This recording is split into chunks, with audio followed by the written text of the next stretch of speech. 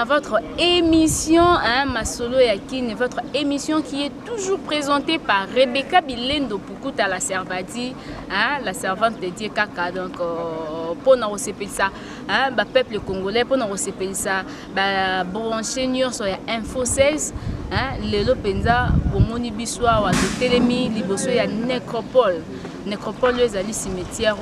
ya munene ya Katsambuka na biso République démocratique du Congo, précisément hein, cimetière à munene ya Kinshasa oyo ezwaka penza ba konzi penza bato a bien ba vite tout ça de ba ya ko déposer ba moi. Donc peut-être que vous allez vous poser des questions. Yango Rebecca penza na epsio lisusu ba kesusu wapi hein ba kesusu wapi. Donc zakaka pour nous informer peuple congolais, pour nous informer bino hein ba brancher na biso ya Info 16. Le lot est dans nécropole parce que tout ça le 22 avril. Le 22 avril, à que dans 2 jours, et ça anniversaire il y a Papa Wemba au Atika Biso le 24 avril 2016. Il y a indépendant pour célébrer anniversaire naie. Il y a un an naie na kati ya Mabelende lelo. Bomoni Biso équipe Mobimba Info 16 déplacement outil banda centre ville penza ti awa na kati ya Ntele. Hein, ti awa na kati ya Ntele. Ndete ko kutana na ba ndeko ya Molokai ba villageois ya Molokai o ba sepelaki bango na ngambo na bango ba ko rendre ko déposer peut-être ba charpe de fleurs na bango lelo mokolo lelo yango bomoni biso to kiti awa penza rien que pour des informations, rien que pour vous informer, rien que pour vous amener toujours à être branché et à la in aussi à la page il y a ba information na biso. C'est pourquoi Info 16 na nécropole pour na kotala ba événement ya Papa Wemba o ekodeka mokolo lelo parce que anniversaire na ye eza le 24 avril awa jour ya tikatus tokota na kati tomona makambo oleka kuna et puis nous allons revenir tout juste après. Théâtre et cinéma, publicité, documentaire, magazine, reportage mariage, reportage d'aide et émission. C'est ici que Bayara Kokunda Batu na kati ya nécropole. C'est ici que ba cérémonie nyonso oyo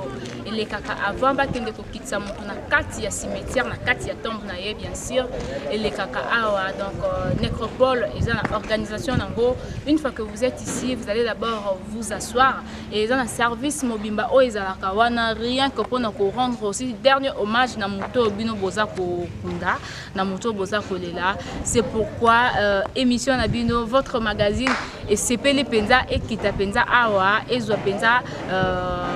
cimetière oyo esika wapi oyo eya kokunda batu ndenge nini ba activité na bango elekaka ndenge nini ba cérémonie na bango esalamaka ndenge nini ba lelaka batu na ndenge na bango en dehors ya famille to en dehors ya ba cité na niveau ya nécropole awa ndenge nini elekaka. Donc nous allons déjà, comme vous remarquez déjà, l'endroit est bien placé parce que dans quelques minutes là bazo yamba o ezali ba famille oyo pe eza koya kokunda batu na bango et ba ko recevoir bango na tribune au bozo mona eza na sima na ngai wana et puis les gens ba ko vanda va n'emprunter rien que pour passer leur cérémonie. Donc nous sommes en train là de prendre des images rien que pour vous informer parce que nous sommes à Kinshasa et ben information nyonso ya Kini penze tala kabiso ben information nyonso ya Kini ezalaka vraiment au service na biso. Si vous voulez aussi faire passer vos informations ou au CPL na Masolo ya Kini, hein, tu veux faire passer tes informations, tu n'as qu'à nous appeler à partir de nos numéros, notre numéro en fait qui est affiché au bas de votre écran et puis biso vraiment to benga to koya to kitape to luka pe to découvrir quoi na yo ndenge zalaka mélancolique rock. Ouais. Ah ben oui, c'est ça. Ah ouais.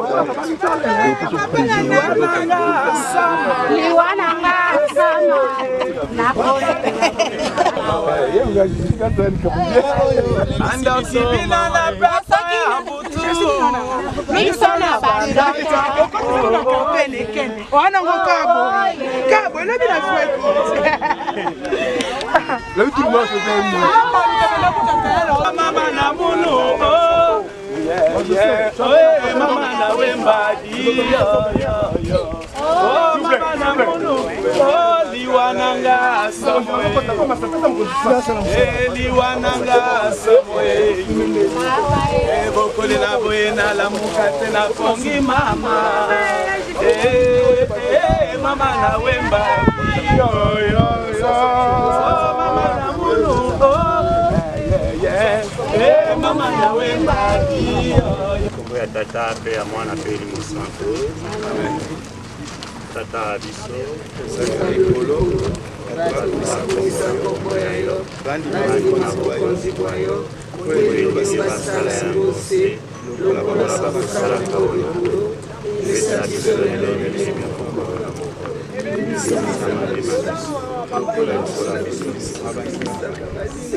salisa biso bandima masedili ya te ebikisa biso Master, on dirait penza calendrier yango sauté ba jour na ba mois. Un ango ye penza mba. Yango les aka difficile to ndima ke o gazé pa yawe. Mais nous ba taboya. Ata pasi na motema esirite ata pinzoli ya matama ekauki kasi ya motema ezoboya kokauka yango wana toye lisusu na mai na miso na mitema na biso kopeso mbote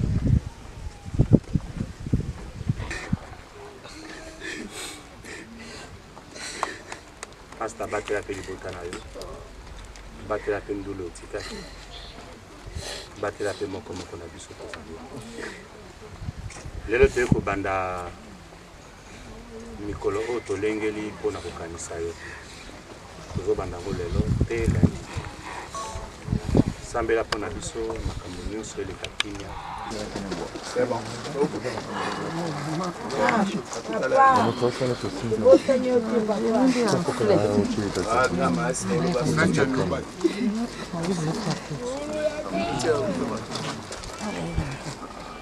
Merci vraiment na bato nyonso balandi biso mpe bao baotala biso ya nzela biso nyonso ya tokoli na maboko na yo otiki biso mpe biso ebeka yo tokunda biso mpe lelo tokomika ya otalo mais topesa biso makasi topesa biso makasi monde entier molokai batutu pesa biso makasi ya tokoka te mais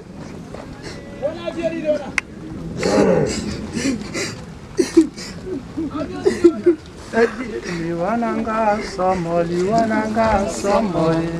nakolela bwena la mukase na fandima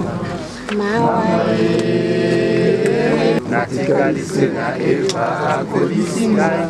lelo oyo molekisi ye mawa botikanga nasangana na baninga langalanga ye ebukanga makolo Wananga somo mawae wananga somo iyo kukulela boina la mukase na pongi mama mama na wimba yo mama na mungu kaka ndenge bisaki bino lelo penza toye awa na kolela papa na biso oya ko célébrer un an na ye to komeka pe ko bonjour papa ebisa biso tomoni awa na tombe ya papa Wemba o atika biso un an passé témoignage nous ont gardé toujours na mémoire ya papa Wemba témoignage eza ebele mama soki obandi yango lelo osala même une année 2 ans olobelaka azalaki asala ebele na monde ya musique na monde ya sport biloko papa Wemba osimaka azalaki oyembi nazalaki mpe to bandobetanga mpe azalaki entraîneur papa Wemba asala elo so omoni toye awa aza biso fanatique na ye bana moloka bana kalamu bana matolo tobandi lelo koannonce célébration ya une année ya décès ya papa Wemba toza bakolo matanga biso tolakisi vraiment que papa Wemba mokolo euti koleka nazalaki ka na ye papa aza na bomoi omoni ke touti molokai toya bakomona ye eza neti aza na makampa ndenge azali na bomoko eloko oyo totikali nango eza culture atikela biso culture ya bomoko oyebi nzembo mibale ya Congo